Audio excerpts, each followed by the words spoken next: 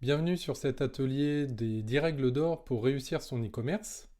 Atelier que j'ai eu la chance de pouvoir animer lors de la Paris Retail Week du 19 septembre 2023. Alors à la demande générale, j'ai pu effectivement réenregistrer cet atelier pour celles et ceux qui n'auraient pas pu être présents. Donc voilà, je suis ravi de pouvoir refaire cette petite conférence avec des conseils avisés, je l'espère, qui vous aideront dans votre activité. Donc, sans plus attendre, cet atelier a été réalisé en partenariat avec e-commerce Nation.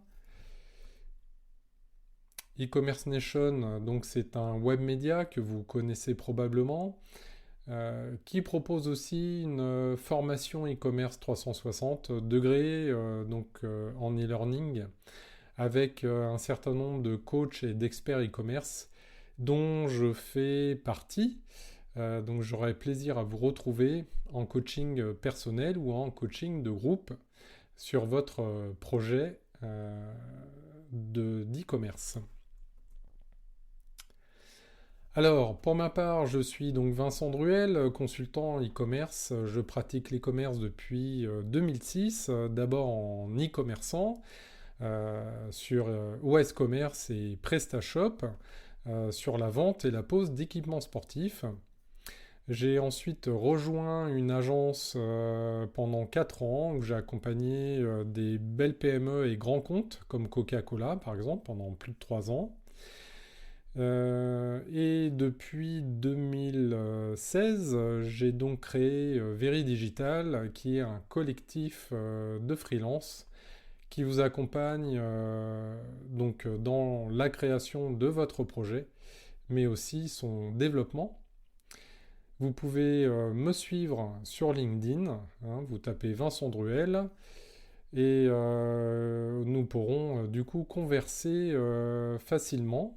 N'hésitez pas aussi à laisser des commentaires sur la chaîne YouTube et la suivre pour avoir la primeur de nos conseils et interviews et d'autres contenus intéressants que vous pourrez retrouver qui enrichiront votre expérience d'e-commerçant ou d'entrepreneur en digital. Alors, quelques chiffres clés autour de l'e-commerce. Bon, ce sont près de 200 000 sites aujourd'hui actifs en France, avec un panier moyen autour de 60 euros. Il faut savoir que la majorité des Français ont confiance dans les transactions en ligne et commandent régulièrement. Euh, Malgré tout ça et cette facilité d'accès à l'e-commerce, on se rend compte que 63% des e-commerce sont rentables. Ça veut dire que 37 ne le sont pas, perdent de l'argent. Et c'est essentiellement à ces e-commerçants-là que je m'adresse aujourd'hui, ou en tout cas celles et ceux qui veulent créer un e-commerce pour ne pas tomber dans ces aléas et perdre de l'argent, parfois de l'argent personnel ou des crédits ou des fonds d'investissement qui peuvent vous faire perdre effectivement beaucoup d'argent si vous ne maîtrisez pas votre e-commerce. Et c'est justement les sujets que l'on va aborder. Alors, 10 règles d'or plus une en bonus. Donc les 10 règles d'or. Bon, vous allez voir, c'est du bon sens. D'abord, ou en même temps que l'offre, hein, c'est de travailler vos cibles. Pourquoi? Parce que la cible vous permettra de savoir exactement à quoi vous répondez. Quel est le problème ou la frustration de votre client? Alors ça, c'est très vrai dans le B2B. Dans le B2C, un peu moins. On a quand même une notion plaisir, compulsion d'achat, qui évidemment peut parfois dépasser les simples critères pragmatiques que peut avoir une cible.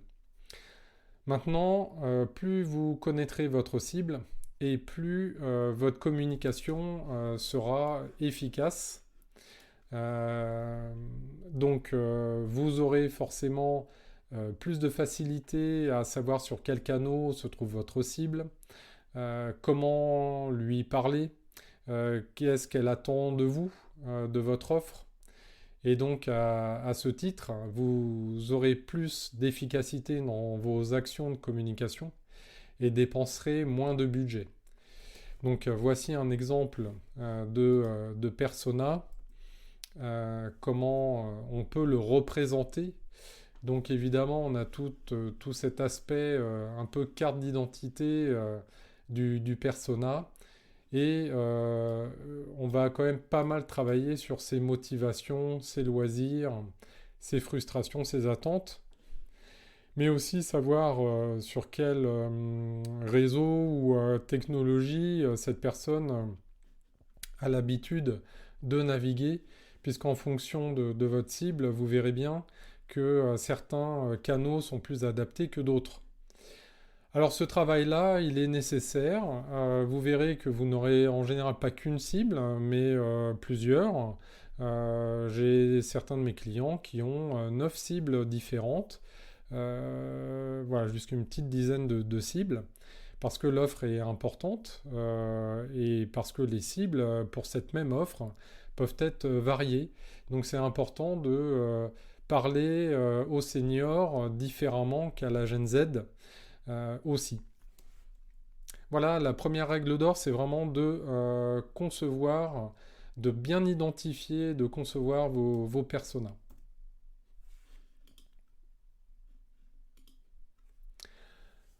Donc, vous avez bien sûr l'offre. Alors, l'offre, pour qu'elle soit impactante, elle doit être différenciante. Elle peut être différenciante par plusieurs critères, par son prix, par son originalité, par son exclusivité. Vous avez un contrat sur une zone locale ou nationale, voire même internationale, pour revendre un produit. Vous avez aussi sa rareté, bien sûr, hein, par la taille du catalogue. Vous prenez un Amazon ou un tout petit acteur.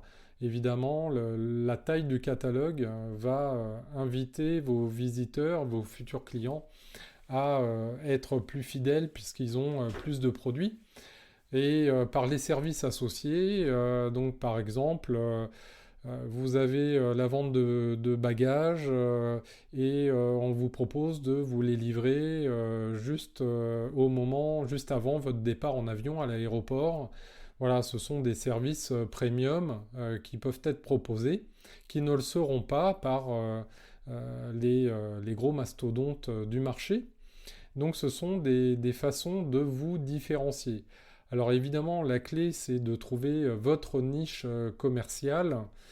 Plus vous aurez affaire à des personas, une cible passionnée par ce que vous vendez ou qui a des besoins assez forts, et plus ce sera simple quelque part de sortir du lot et de garder, de fidéliser cette clientèle.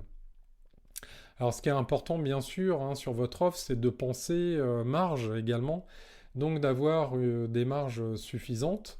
Alors suffisante, ça veut dire quoi? C'est assez variable, on parle souvent de 60% de marge brute sur des produits. Si vous avez une petite volumétrie, euh, mais si vous avez une volumétrie moyenne, c'est à peu près 30%, ça peut être moins à condition de faire un gros volume, comme on peut retrouver notamment dans la grande distribution, le discount. Euh, donc voilà, ces marges-là c'est à calculer hein, en fonction de vos paniers moyens, du volume de chiffre d'affaires que vous souhaitez réaliser, et donc de définir finalement si avec ces marges-là, vous aurez suffisamment de quoi investir dans votre communication notamment. Alors, votre animation commerciale, évidemment, hein, c'est la clé, hein, comme lorsque vous vous rendez dans un magasin physique. Vous avez toujours des promotions, des soldes, des produits en tête de gondole, des nouveautés. Et évidemment, ces promotions, ces actions de commercialisation vont permettre d'animer, de rendre votre site et votre offre vivante. Donc c'est important évidemment que vous soyez dans cette démarche-là, mais j'attire votre attention sur la modération de l'utilisation de ces leviers pour plusieurs raisons. Un, déjà parce que si on veut que l'e-commerce soit dans une approche de développement durable ou de marketing responsable, il est important de ne pas abuser de ces leviers. Mais aussi parce que si vous vendez tout en promotion, vos clients vont penser à un moment donné que le vrai prix de votre produit est le prix en promo. Donc ça risque de dévaloriser votre marque et votre offre. Euh, voilà, donc après, c'est à utiliser donc avec modération, du franco de port, des codes promo sur de la newsletter, des choses comme ça pour acquérir au moins votre premier client et trouver des leviers de fidélisation sur des programmes de fidélité ou de parrainage ou autres. À vous de voir, mais je pense qu'il est important de fidéliser vos clients et donc d'avoir des actions de conseil, d'attachement à la marque, de valeur pour que vous puissiez fidéliser et donc baisser vos coûts d'acquisition au fur et à mesure du lancement de votre e-commerce. Alors, l'expérience client. Alors, c'est la clé hein, aussi pour augmenter bien sûr la conversion. La base, hein, c'est de tenir vos promesses. La promesse, c'est en termes par exemple, de prix produit, de qualité produit, de livraison, que ce que vous affichez soit vrai. Bien sûr, c'est informer le client au bon moment dans son parcours d'achat, donc de la page d'accueil jusqu'aux emails transactionnels.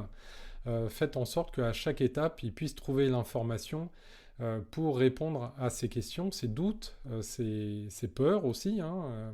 Il y a de l'anxiété quand on est dans le check-out. Ensuite, bien sûr, adopter les bons canaux de communication aussi pour votre relation client. Certaines personnes préfèrent le téléphone et d'autres le chat ou l'email. Donc, adaptez votre canal en fonction de votre cible, d'où l'intérêt de bien définir vos personas. Et puis, moi, je suggère en fait les e-commerçants d'avoir une relation spécifique avec ses clients et de les transformer en consommateurs, comme le fait très bien la marque Asphalt, qui demande à ses clients de remplir des formulaires pour concevoir le futur t-shirt ou pull ou jean parfait. Et à ce titre-là, vous créez donc une véritable communauté autour de votre marque qui sera beaucoup plus engagée, donc plus dépensière aussi dans vos produits, avec bien sûr une certaine efficacité dans ce procédé-là. C'est durable et c'est beaucoup plus efficace du coup en termes de conversion et de fidélisation.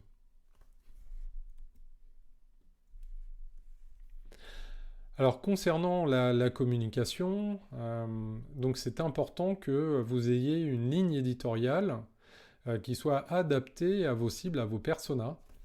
Et cette ligne éditoriale, elle va bien entendu répondre aux valeurs, aux attentes, aux passions, aux loisirs hein, de vos clients. Plutôt une tonalité professionnelle, corporate, institutionnelle, fun, décalée, engagée. Donc à vous de définir en fonction de vos cibles et bien entendu d'avoir un plan de communication annuel parce que sur une année, vous avez un certain nombre d'événements qui sont déjà annoncés, des fêtes, des différentes fêtes, jours fériés, les journées internationales, les vacances, les rentrées scolaires, etc. Vous avez des moments qui sont cadencés dans une année, en plus de votre saisonnalité. Donc adaptez-vous sur l'année, mais par anticipation. Ce qui vous aidera aussi d'ailleurs sur votre logistique à bien gérer vos flux de commandes de produits et les moyens à mettre en œuvre en termes de communication, donc au bon moment. Donc la communication, finalement, c'est vraiment votre carburant pour acquérir, mais aussi fidéliser vos clients. Carburant, bien sûr, dans l'acquisition et la fidélisation à travers des newsletters, mais aussi les réseaux sociaux, par exemple. Alors, alerte, hein, attention, c'est souvent le budget qui va coûter le plus cher sur l'e-commerce, hein, en dehors du stock ou des charges de personnel, mais c'est un budget qui est conséquent. Tout dépend de la taille de votre entreprise, bien entendu. Et par contre, ne négligez pas ça et s'il vous plaît, faites vraiment votre business plan en intégrant le vrai budget de votre communication. Vous pourriez être surpris et malheureusement, je vois trop souvent des budgets très très insuffisants, notamment les premières années du lancement jusqu'à maturité.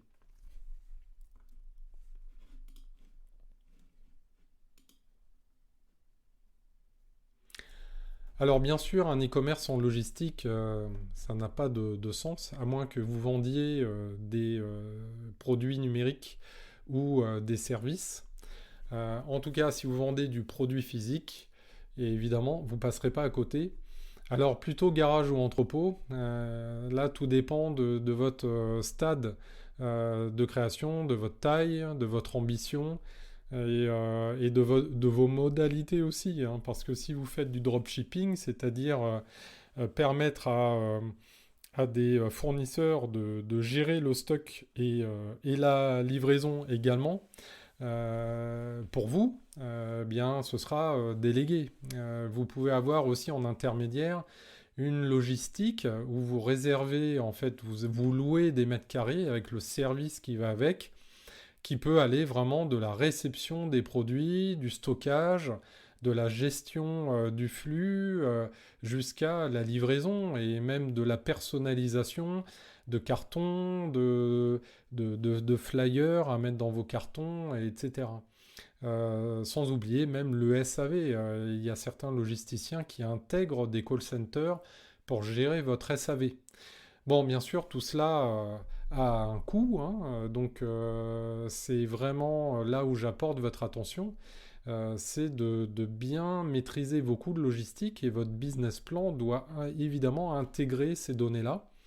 Pas seulement le stockage, les mètres carrés, l'électricité, la main-d'œuvre, mais aussi bien sûr tous les frais liés à l'achat de petits matériels, les cartons, scotch, etc., l'impression, les machines. Bref, vous avez un certain nombre de choses à prendre en compte. Et évidemment, les frais de livraison. Donc là, je ne peux que vous inviter encore aussi en fonction du persona de ces zones de chalandise, c'est plutôt urbain, rural, etc., à proposer des modes de livraison adaptés aussi à vos produits. Et puis, autre particularité produit, c'est son poids, sa fragilité, si c'est un produit avec des dates de consommation, si c'est un produit vivant. Donc, vous aurez des spécificités dans votre logistique et votre transport qui peuvent gonfler les coûts. Donc, vraiment anticiper au maximum ces informations-là. Alors bien sûr, l'e-commerce c'est du digital, donc vous aurez besoin d'outils digitaux et pas que, hein, si on parle de la logistique notamment. Maintenant, c'est important quand vous choisirez un outil d'e-commerce. Donc on appelle ça un CMS, comme Shopify, WooCommerce, PrestaShop, Magento et bien d'autres. Vous avez des modèles économiques comme Shopify qui est en SaaS, qui sera un loyer avec une commission sur chaque vente. Et vous avez le modèle open source avec WooCommerce, PrestaShop, où vous avez à héberger le moteur, hein, le CMS, et ensuite vous aurez des frais de maintenance pour la mise à jour de votre solution. Si vous déléguez ça, si vous êtes développeur, c'est peut-être quelque chose que vous pouvez gérer. Voilà, donc vous pouvez l'internaliser ou l'externaliser. Après, à vous de calculer en fait en fonction de la volumétrie de commandes, ce qui sera le plus rentable. Il est probable qu'il y ait un seuil à partir du moment où le open source soit peut-être plus économique. Mais il peut y avoir d'autres avantages aussi dans le SaaS. Donc c'est vraiment à prendre en fonction de vos fonctionnalités dont vous aurez besoin, de l'évolutivité de la solution. Si dans 3 ans vous estimez devoir vendre à l'international, vous aurez besoin du multilangue, peut-être de fonctions personnalisées, mais aussi vous synchroniser avec d'autres outils comme un ERP, un CRM. Tout ça est à prendre en compte le plus tôt possible, puisque ça justement vous aidera à choisir le bon outil et faire le bon choix pour éviter de faire une refonte toujours coûteuse et complexe au niveau technique d'ici 2 ans, 3 ans. Voilà.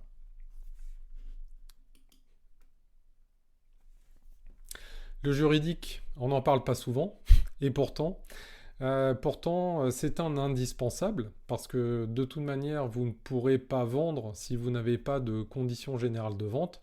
Enfin, si, vous pouvez, mais vous risquez effectivement des problèmes si vous ne spécifiez pas les règles du jeu dans votre relation commerciale avec votre client et vous-même. Donc les CGV de toute façon sont aujourd'hui clairement obligatoires au même titre que les mentions légales, la politique de confidentialité, oui, le RGPD, hein, vous savez, ce petit bandeau de cookies, et ces fameuses lignes avec des cases à cocher sur les différents formulaires qui sont clairement obligatoires. Donc attention aux amendes hein, qui peuvent être assez lourdes, hein, indexées sur notamment un pourcentage de votre chiffre d'affaires. Vous pouvez assez simplement éviter ces problèmes-là. Mais c'est pas que ça. Là, on est plutôt sur la relation avec vos clients, mais il y a la relation aussi avec vos fournisseurs. Donc, très important d'avoir une relation bien définie avec vos fournisseurs et d'autant plus quand il s'agit de dropshipping, puisqu'ils vont avoir un impact stratégique dans la qualité de votre e-commerce. Donc bien gérer les stocks, la pro, la livraison, ce sont des éléments stratégiques pour votre e-commerce. Bien sûr, si vous faites de l'import-export, d'autant plus avec des contrats avec le pays étranger, avec la politique et les règles d'usage qui se font, qui se pratiquent. Et puis vous aurez les contrats avec vos prestataires et tout ce que vous allez par exemple déléguer, une agence, des freelances, des systèmes divers et variés. Bref, en tout cas, toutes les relations prestataires doivent être contractualisées. Et je vous assure, alors c'est vrai pour les petits, beaucoup moins pour les gros, mais pour les petits, il y a des fois des prises de risques inconsidérées. Donc c'est vraiment important que vous soigniez ces éléments-là. Et surtout, faites attention au copier-coller que je vois très régulièrement sur les CGV et mentions légales. N'oubliez pas dans ces cas-là de faire relire, c'est ce que je vous invite à faire hein, par des spécialistes, hein, avocats d'affaires par exemple, pour vérifier que c'est cohérent aussi avec votre activité. Et n'oubliez pas les mauvais liens qui pourraient rediriger vers d'autres sites que les vôtres. Bon, c'est des petites choses que je vois assez régulièrement, donc je voulais porter votre attention sur ces points-là. Alors, encore une fois, le pilotage, malheureusement, trop négligé. Quand on parle d'indicateurs, de KPI, d'indicateurs clés, c'est tellement important. Vous voyez un tableau de bord, de suivre votre activité, de chiffre d'affaires, de vente, hein, tout simplement, mais aussi de communication, de commercialisation. Vous avez à peu près, allez, une quinzaine de KPI ultra indispensables, incontournables à suivre au quotidien. Vous verrez en fait que ils ne suffiront pas, bien entendu, au développement de votre activité. Dès que vous voudrez voir si votre campagne Google Ads est performante, bah, vous serez obligé d'ajouter une quinzaine, une vingtaine, voire plus d'indicateurs. Et ça, c'est valable pour chaque canal de communication. Donc clairement, en moyenne, on est autour de 100-130 KPI pour bien suivre une activité e-commerce. Et pour ça, je vous invite à agréger les données sources, les bonnes données, parce que là encore, vos données peuvent être de qualité différente en fonction des plateformes. Donc prenez la bonne donnée où elle se trouve et agrégez-les par exemple dans Looker, qui est l'ancien Google Data Studio, c'est gratuit. Et vous pouvez vraiment piloter votre activité au jour le jour, en temps réel, et avoir des indicateurs pour vous permettre de corriger vos actions ou amplifier des choses qui fonctionnent bien. En tout cas, sans indicateur, sans tableau de bord, vous naviguez à l'aveugle et clairement, c'est juste pas possible. Beaucoup d'e-commerçants ne mettent pas souvent de KPI juste par déni. C'est-à-dire que ils ont, je pense, peur d'avoir une certaine objectivité sur des indicateurs sur lesquels ils savent que c'est moyen, voire pas bon du tout. Et souvent, c'est le cas sur les campagnes Google Ads qui peuvent avoir un bon ROAS, c'est-à-dire un rapport entre la dépense budgétaire et le chiffre d'affaires généré qui semble bon, mais par contre, qui n'a pas un bon ROI, donc pas de marge. Donc ça peut être très compliqué. Voilà, donc tableau de bord impérativement, et je dirais que c'est même en fonction de vos objectifs des choses à définir, le plan de tagage et de KPI à définir en amont dans votre projet e-commerce.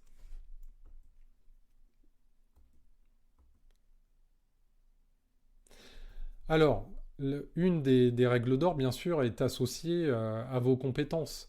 Alors d'autant plus si vous êtes tout seul. Clairement, vous ne pourrez pas être bon partout. Donc, ce qui peut paraître contre-intuitif, c'est de déléguer là ce que vous maîtrisez, là où vous êtes bon.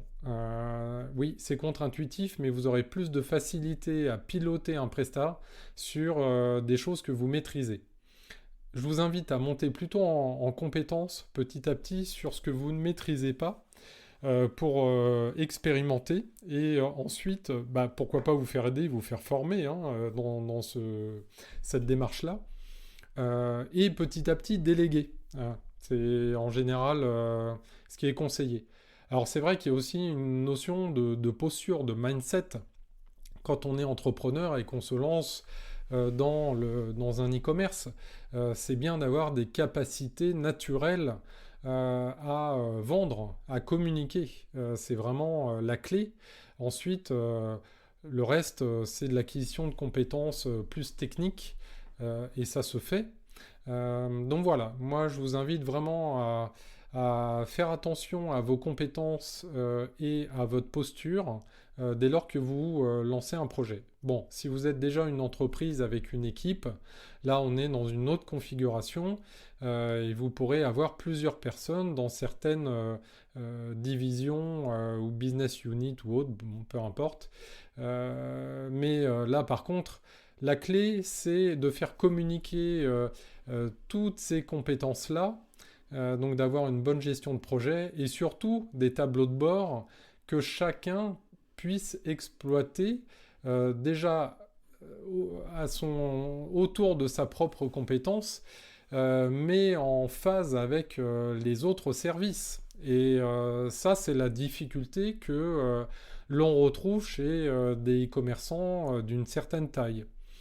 Voilà, chaque e-commerçant aura ses avantages et ses inconvénients. Donc voilà pour mes 10 règles d'or, c'est-à-dire ne pas oublier en tout cas de traiter ces points-là, de bien les traiter, si possible, quand vous créez votre projet avec un certain ordre, vous allez traiter évidemment l'offre, la cible, les KPI très vite en amont. Et puis vont venir après, quand vous aurez fait votre cahier des charges, tout ce qui est logiciel, la logistique, le transport, le juridique, etc. Donc il y a aussi une planification dans la création de votre projet. Alors voilà, il me reste encore une règle d'or que je rajoute en bonus, je la mets un peu à part, mais elle est tellement importante dans la réussite de la création de votre marque, de votre e-commerce, et tellement importante dans la durabilité, la pérennité de votre activité, que finalement on ne peut pas passer à côté. Et j'en ai parlé à demi-mot, mais pas complètement. Donc je vais vous la présenter maintenant. Cette règle d'or, hein, c'est finalement de créer votre communauté. L'idée, c'est d'avoir une marque puissante qui permette finalement de fédérer plus que des clients, des consommateurs, mais vraiment des gens qui ont des valeurs que vous portez également. Et c'est important que vous travaillez sur votre plateforme de marque, donc que vous ayez une vue précise sur votre mission, votre vision, vos valeurs, bon, la signature, mais votre ambition, votre différenciation. Et à partir de là, vous aurez déjà plus de facilité finalement à fédérer des consommateurs, hein, des clients, une communauté autour de vous. Donc c'est important, surtout d'autant plus que la Gen Z, hein, nos jeunes jusqu'à 25 ans, sont particulièrement sensibles aux valeurs et à l'éthique des marques. Donc c'est quand même une large majorité.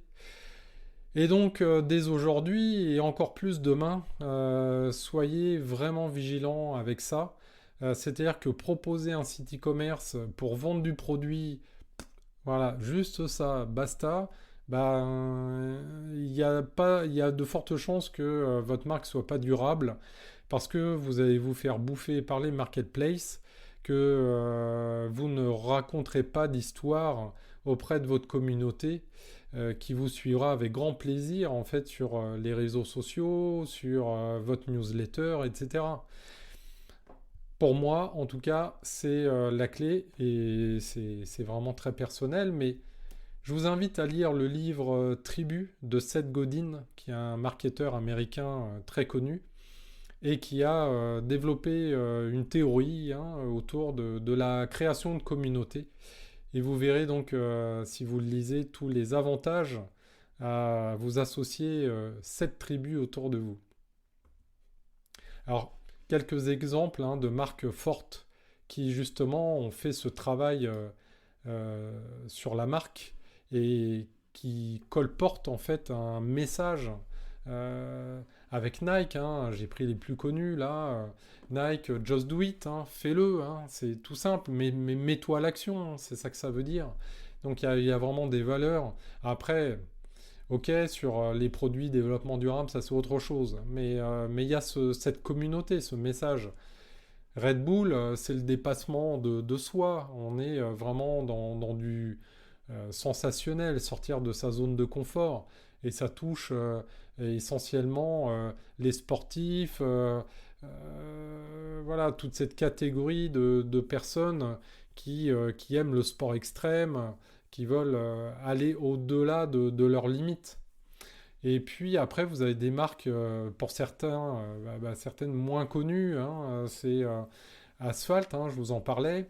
Donc ils sont engagés, hein, dans une démarche de qualité, avec un peu d'humour et en même temps de d'engagement vis-à-vis du développement durable. Donc c'est intéressant, cette approche aussi. Vous avez le label Emmaüs, hein, qui est un e-shop militant, hein, c'est vraiment leur signature. Donc la première marketplace de la solidarité et du réemploi. On en voit de plus en plus, hein, de développement d'actions dans cette direction-là, et tant mieux. Voilà, donc ça c'est important et ça fédère une communauté. Bon, vous avez Fago engagé la génération contre le dérèglement climatique. Donc bon, c'est une belle signature. Après, à voir si dans les coulisses tout est fait pour et qu'on voilà, le risque de tout ça, c'est d'être aussi dans du greenwashing, donc à bien doser. À vous de rentrer aussi, à faire connaissance avec la marque et puis de vérifier, hein, que leurs actions de sourcing de matière, de fabrication soient bien respectueuses de l'environnement. C'est bien de l'annoncer, c'est mieux de le faire. Vous avez Patagonia, hein, une marque connue aussi, qui est très engagée dans le message, hein. Bon, là pareil, fabrication, est-ce que c'est quali, est-ce que c'est au bon endroit, au bon moment, etc. Bon, bref. En tout cas, il y a un engagement politique. Vous avez un petit acteur breton, la vie en mode zéro déchet avec Solide. Et voilà, donc ce sont des marques en fait qui portent et qui veulent, pardon, créer une communauté autour d'elles, clairement. Voilà, donc j'en ai fini avec cette présentation. Donc les fameuses règles d'or, hein, ce sont en fait des prérequis, des fondamentaux, des choses à ne pas oublier dès lors que vous aurez ce projet e-commerce en tête. Pour les e-commerçants, eh bien, c'est bien de checker les cases et de se dire, ah bah oui, moi j'ai fait ça, ça marche. Ah, ma marque, ouais, elle n'a pas de baseline, pas de message. J'aimerais créer une communauté, c'est vrai que ça peut être un sujet. La logistique, bah oui, je la maîtrise pas assez. Pourquoi? Parce que j'ai pas de tableau de bord ou d'indicateur de suivi. Bon, voilà, c'est utiliser ces bonnes pratiques pour vraiment que votre e-commerce soit rentable. S'il est rentable, il sera durable et pourra pérenniser son activité. Voilà, soyez attentifs à l'ère du temps. Depuis le confinement, clairement, les attentes des consommateurs ont évolué. Les comportements, les habitudes, la sensibilité à certaines choses. Donc, vraiment, soyez attentifs à ça. Si vous avez un besoin d'un projet, conseil, une problématique, n'hésitez pas à me contacter. Vous avez toutes les coordonnées. Et sur YouTube, vous avez le rendez-vous sur mon Calendly pour prendre rendez-vous directement dans mon agenda. Voilà, j'ai fini avec cette conférence, j'espère que ça vous aura plu. J'ai d'autres ateliers que j'ai présentés, comme par exemple mener son projet e-commerce à bien, les trois phases importantes à ne pas louper dans votre projet. Vous retrouverez aussi des interviews autour de l'e-commerce et globalement du marketing digital, aussi de l'entrepreneuriat. Donc c'est toujours intéressant d'entendre des entrepreneurs échanger sur leur quotidien, leurs problématiques, leurs réussites. Et je vous dis donc à très bientôt pour de nouveaux contenus. D'ici là, bien, portez-vous bien.